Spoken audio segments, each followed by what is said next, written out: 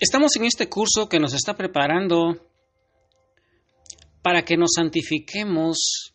y nosotros juntos, ahí en el corazón de María Santísima,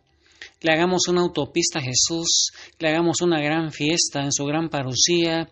porque nosotros decimos en el credo que Jesús va a venir a juzgar a vivos y muertos y que su reino no tendrá final y que va a haber una resurrección final, que va a haber un juicio.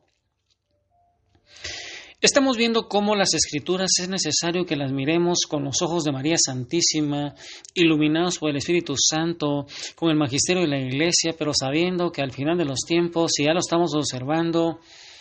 hay una gran división ahí en nuestra Iglesia, en donde el marxismo, donde el homosexualismo, la masonería se ha infiltrado en nuestra Iglesia,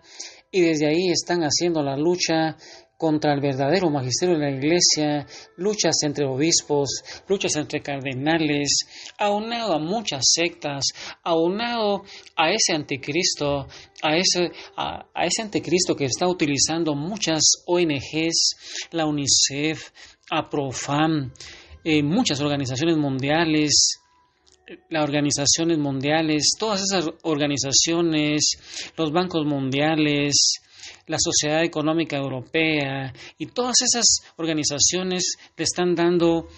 a partir de la Revolución Francesa, con una filosofía de Kant, con Descartes, con una filosofía marxista en las universidades, están formando líderes, maestros que están llevando a la hecatombe a esta sociedad que antes era cristiana y que ahora es llamada la Gran Babilonia, en donde estamos apostatando de nuestra fe, ya no creemos en el credo, vivimos como que si Dios no existiera. Y ante este panorama desolador, María Santísima nos invita a nosotros a que vivamos en su corazón inmaculado, rezando el rosario, meditando la palabra, amando a Jesús, convirtiéndonos, haciendo penitencia. Pero para entender el contenido de la palabra, el contenido de la Escritura, es necesario que Jesús le vaya quitando los rollos, para que nosotros podamos entenderlo, iluminados por el Espíritu Santo, para que nos preparemos, nos capacitemos, para que vigilemos, para que oremos, porque las señales de los últimos tiempos cada día van a ir apareciendo, y nosotros tenemos que estar preparados, capacitados como esa iglesia fiel.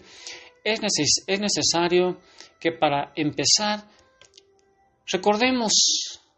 el principio, el Génesis, ese principio de los tiempos, o al menos hasta aquellas lejanas épocas de las que tenemos pocos datos, pero tenemos datos bien reveladores, datos valiosos, para que quedemos convencidos que por aquellos sucesos pasados es que vivimos con un sinfín de dificultades y sufrimientos, vivimos acosados por las enfermedades, por imperfecciones.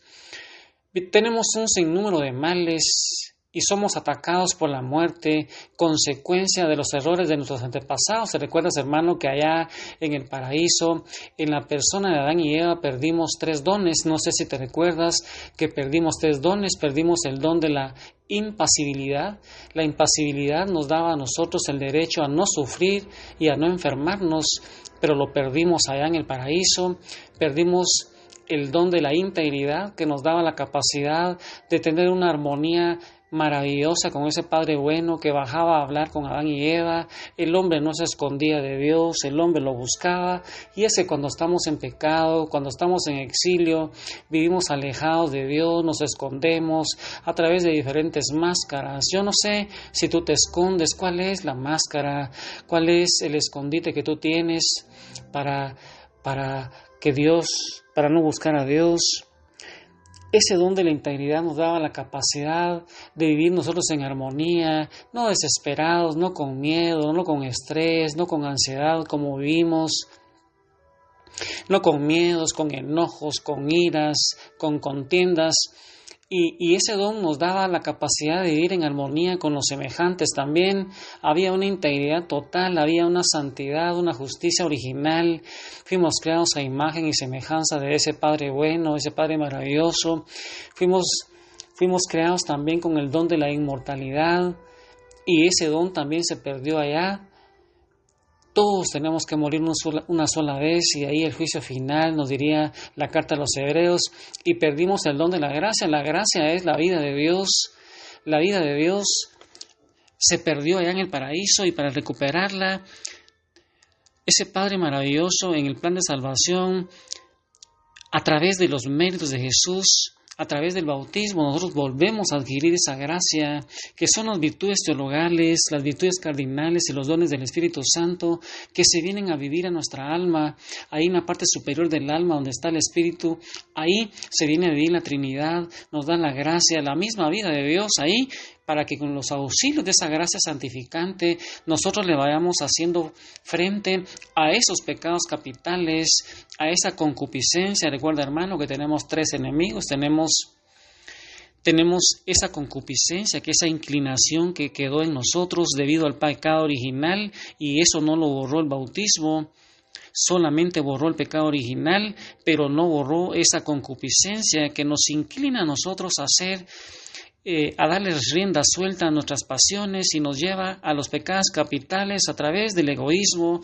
y nos va haciendo que nos busquemos a nosotros mismos y ya no busquemos a Dios, sino que nos busquemos a nosotros mismos. Nosotros somos nuestros dioses y a eso se le llama egoísmo. Tenemos también un mundo con esa sociedad contemporánea que antes era cristiana, que estaba destinada para proclamar las maravillas de Dios a esos 5,000 millones de gentes que no conocen a Jesús. Ahí están los chinos, los hindúes, los musulmanes que no conocen a Jesús. Ellos están inculturando Europa a través de su cultura, a través de los musulmanes. Hay tanto musulmán, nuestras iglesias son museos, ya no hay adoración donde antes venían misioneros. Ahora los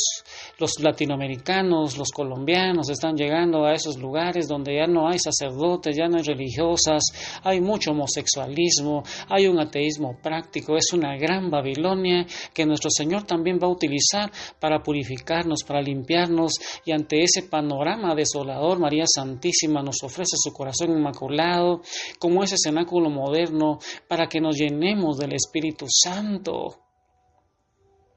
Y también tenemos un enemigo que nos tienta, que nos obsesiona y que si lo dejamos nos puede poseer, si nosotros le damos puertas abiertas. Ahí tenemos ese curso de sanidad y liberación con más de 289 audios en donde nosotros vamos sanando esas heridas que le han dado puertas abiertas al enemigo. Y entonces ese panorama desolador en donde hay sufrimiento, donde somos acosados por enfermedades, por imperfecciones, por muchos males,